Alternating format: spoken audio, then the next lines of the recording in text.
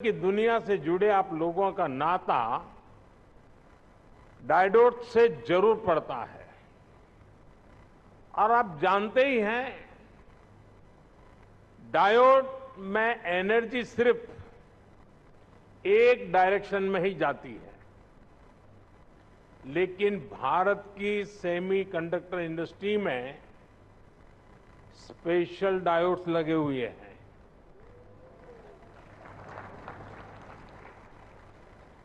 यहां हमारी एनर्जी दोनों डायरेक्शन में जाती है।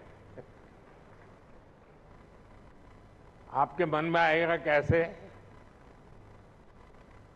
और ये भी बहुत इंटरेस्टिंग है।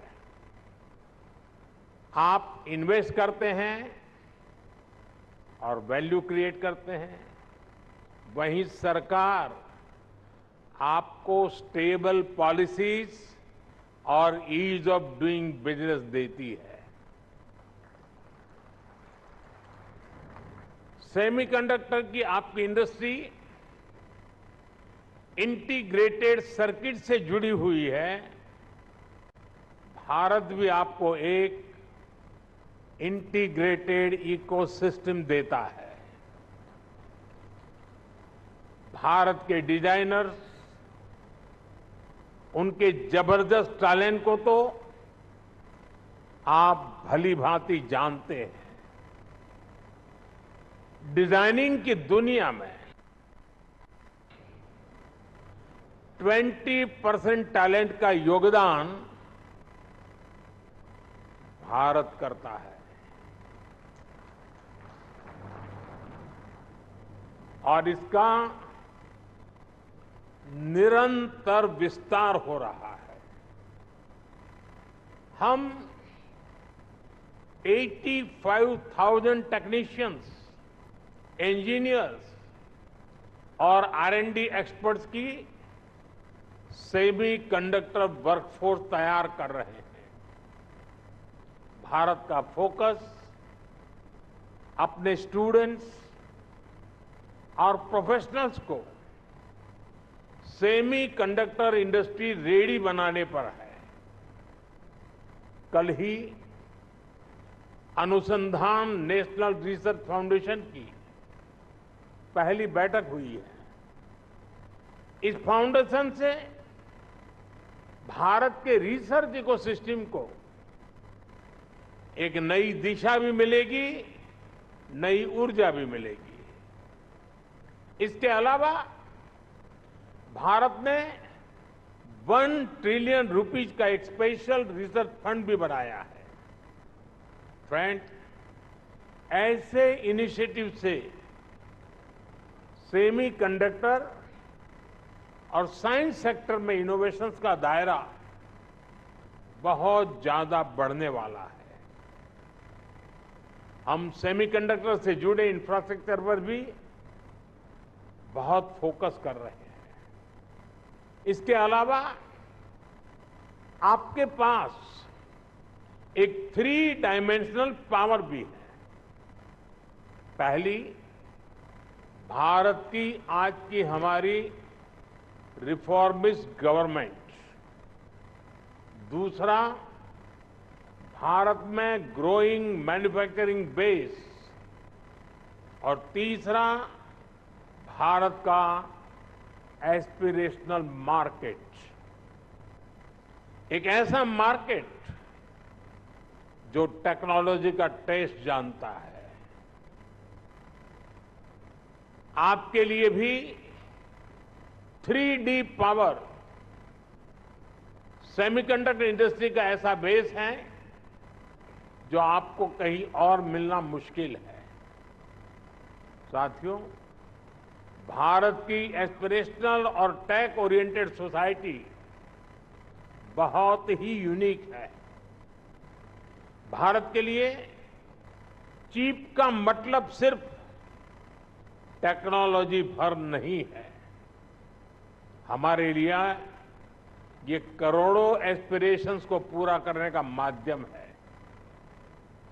आज भारत चिप का एक बहुत बड़ा कंज्यूमर है।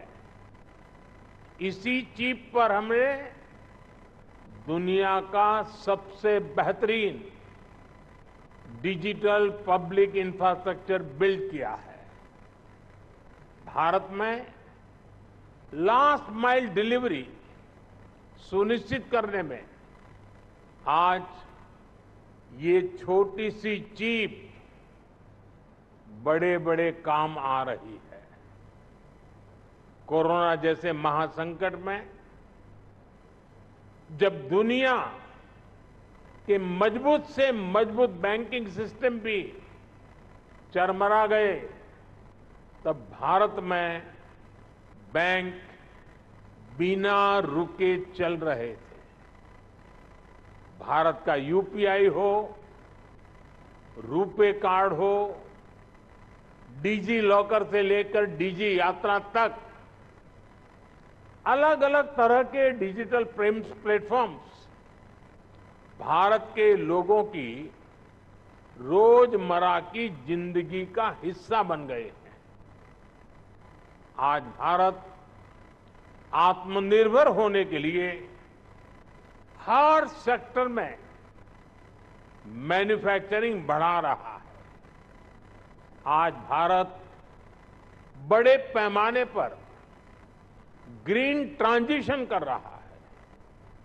आज भारत में डेटा सेंटर्स की डिमांड लगातार बढ़ रही है, यानी ग्लोबल सेमीकंडक्टर इंडस्ट्री को ड्राइव करने में भारत बड़ी भूमिका निभाने जा रहा है। साथियों, एक पुरानी प्रचलित कहावत रही है, let the chips fall where they may, यानी जो चल रहा है उसे वैसे ही चलने दिया जाए। आज का यंग और एस्पिरेशनल भारत इस भावना पर नहीं चलता। आज भारत का मंत्र है increasing the numbers of chips produce in India. और इसलिए हमने सेमीकंडक्टर मैन्युफैक्चरिंग को आगे बढ़ाने के लिए बहुत सारे कदम उठाए हैं। भारत में सेमीकंडक्टर मैन्युफैक्चरिंग फैसिलिटी लगाने के लिए 50% सपोर्ट भारत सरकार दे रही है। इसमें राज्य सरकारें भी अपने स्तर पर और मदद कर रही है। भारत की नीतियों के कारण ही बहुत कम समय में 1.5 ट्रिलियन रुपीज से ज्यादा के इन्वेस्टमेंट इस क्षेत्र में भारत में हो चुके हैं। और आज कई प्रोजेक्ट्स पाइपलाइन में है। सेमिकॉन इंडिया प्रोग्राम भी एक अद्भुत योजना है। इसके तहत front end fabs, display fabs, semiconductor packaging, compound semiconductors, sensors और डिस्प्ले मैन्युफैक्चरिंग के लिए फाइनेंशियल सपोर्ट दिया जा रहा है। यानी भारत में 360 डिग्री अप्रोच के साथ काम हो रहा है। हमारी सरकार भारत में पूरे सेमीकंडक्टर सप्लाई चेन इकोसिस्टम को आगे बढ़ा रही है।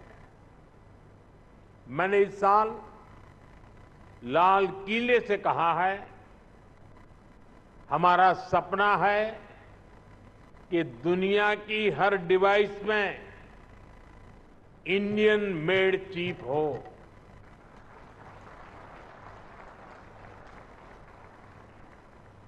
सेमीकंडक्टर पावर हाउस बनने के लिए जो भी जरूरी होगा, भारत वो सब करने वाला है।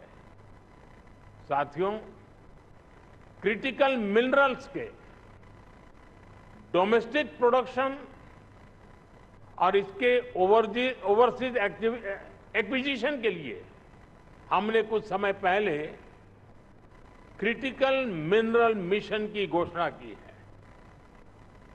क्रिटिकल मिनरल्स को कस्टम्स ड्यूटी से छूट देना हो, क्रिटिकल मिनरल्स को उसके ब्लॉक्स की माइनिंग की ऑक्शन हो, इन सब पर तेजी से काम हो रहा है।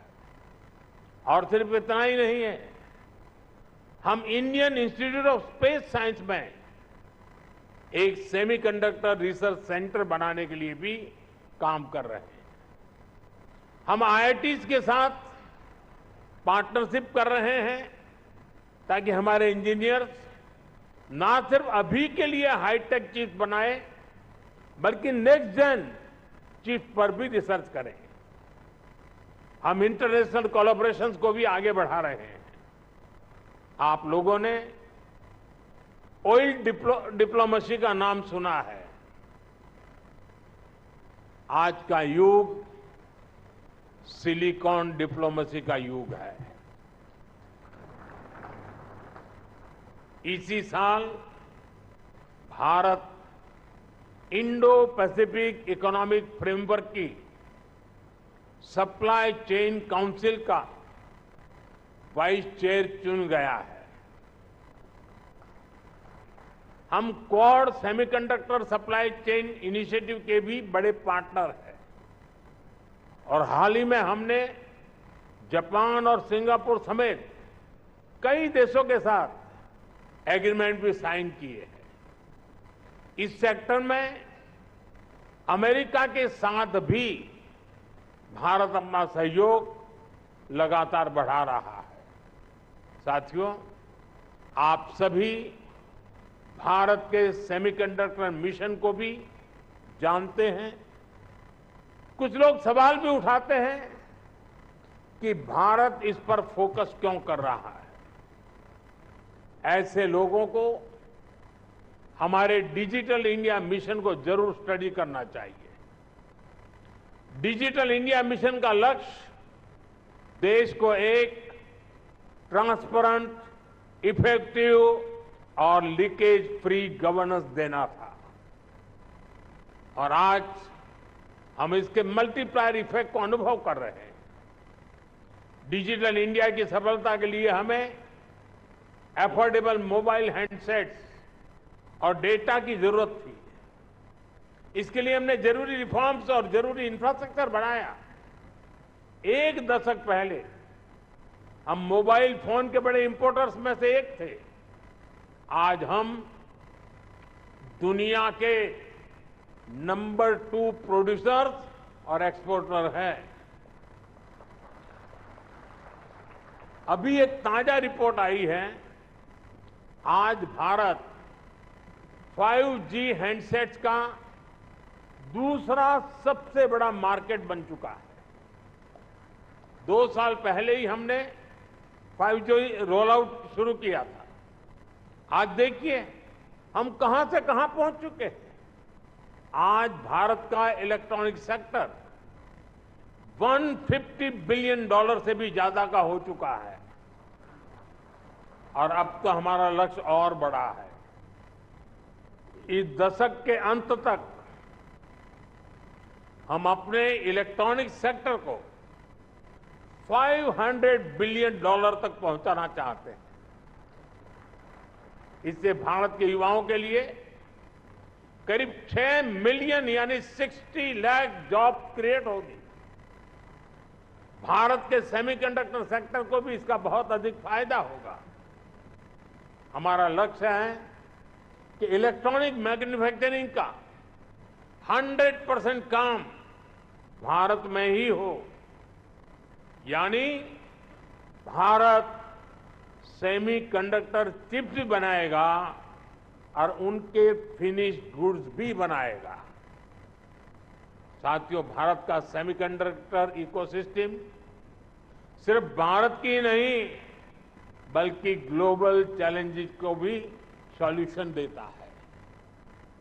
आप लोगों ने भी डिजाइनिंग से जुड़ा एक मेटाफर जरूर सुना होगा। ये मेटाफर है single point of failure. Designing के स्टूडेंट्स को बताया जाता है इस फ्लो को अवॉइड करना जरूरी है। मकसद यही होता है कि सिस्टम किसी एक ही कंपोनेंट पर निर्भर न रहे। ये सबक सिर्फ डिजाइनिंग तक की सीमित नहीं है, ये हमारी लाइफ में भी, विशेष रूप से सप्लाई चेन के कॉन्टेक्स्ट में भी उतना ही लागू होता है। कोविड हो, युद्ध हो, बीते समय में ऐसी कोई इंडस्ट्री नहीं जिसको सप्लाई चेन डिसरप्शन से नुकसान न हुआ।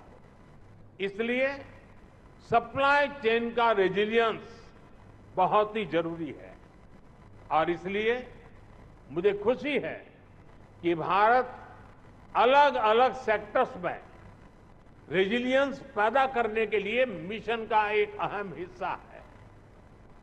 और हमें एक और बात याद रखनी है, टेक्नोलॉजी के साथ जब डेमोक्रेटिक वैल्यूज जुड़ जाती हैं तो टेक्नोलॉजी की पॉजिटिव एनर्जी बढ़ जाती है।